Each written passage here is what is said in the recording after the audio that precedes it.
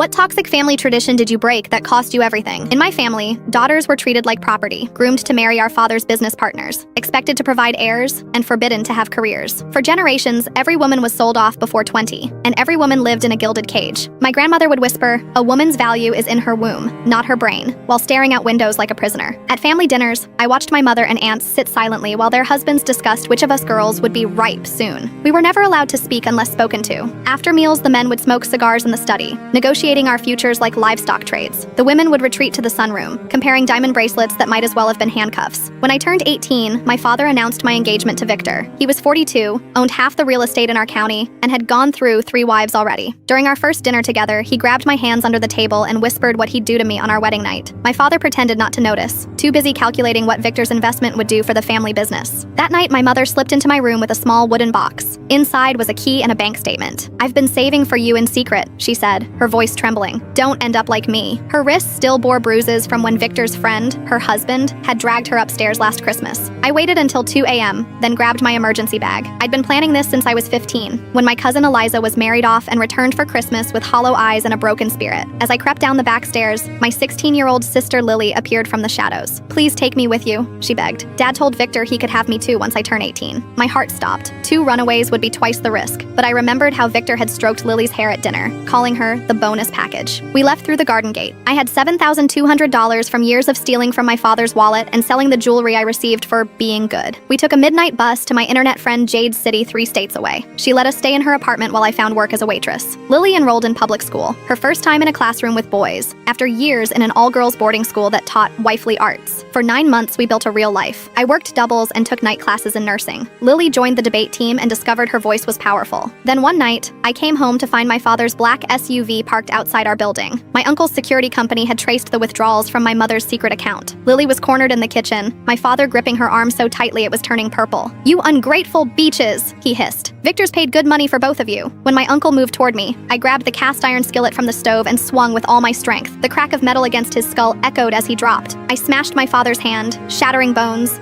and pulled Lily free. We spent that night in a violence shelter, then moved across the country. I worked hospital shifts while finishing nursing school. Lily graduated high school as valedictorian and earned a full scholarship to Columbia. The family found us twice more, once with private investigators, once with lawyers claiming I'd kidnapped Lily. Each time, we disappeared again. Now I'm 28, working as an emergency room nurse, and Lily's in law school, specializing in women's rights. We haven't spoken to our family in 7 years. We lost our inheritance, our social standing, and our family name.